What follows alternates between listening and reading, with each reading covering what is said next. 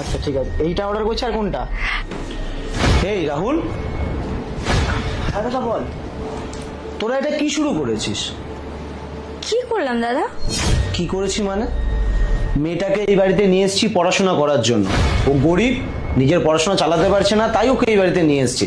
তোমরা কিনা ওকে দিয়ে বাড়ির কাজ করাচ্ছ। এতে খারাপ কি আছে দাদা? ও আমাদের বাড়িতে থাকছে, আমরা থাকতে দিচ্ছি, এমনকি ওর খরচও উঠাচ্ছি, তো এইটুকু বাড়ির কাজ তো করতেই পারে। বাহ, তোমরা ওর খরচ চালাচ্ছ? 3 মাস আগে তোমাদের খরচ কে চালাতো? যখন ওর চাকরি ছিল না তখন তোমাদের খরচটা কে চালাতো? দাদা সেরকম কিছু না, আসলে বাড়ির কাজ তো বাড়ির লোকেরাই করে, তাই জন্যই আর কি। তুই চুপ কর। বাড়িটা আমার, আমি সিদ্ধান্ত নেব কে কি করবে। তোকে যে থাকতে দিয়েছি এটা অনেক।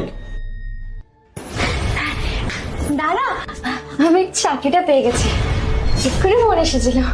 ছোট দাদা, বৌদিমণি, আমি চাকরিটা পেয়ে গেছি।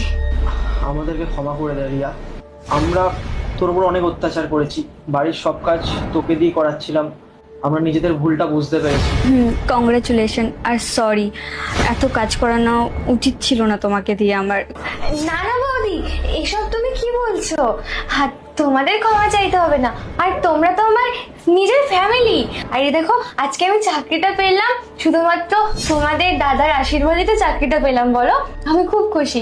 আর আমি তো কালকে এখান থেকে চলে যাব। তোমরা না সবাই খুব ভালো থেকো, ঠিক আছে? আসি দাদা। হ্যাঁ হ্যাঁ, তুই যা, গিয়ে বাড়িতে ফোন করে জানিয়ে দে। ঠিক আছে। দেখ, ওর কাছ থেকে দেখে শেখ। ওইটুকুনি একটা মেয়ে, তোরা এত কিছু করার পরেও তোদের কাছে এসে এইভাবে কথা বলছে।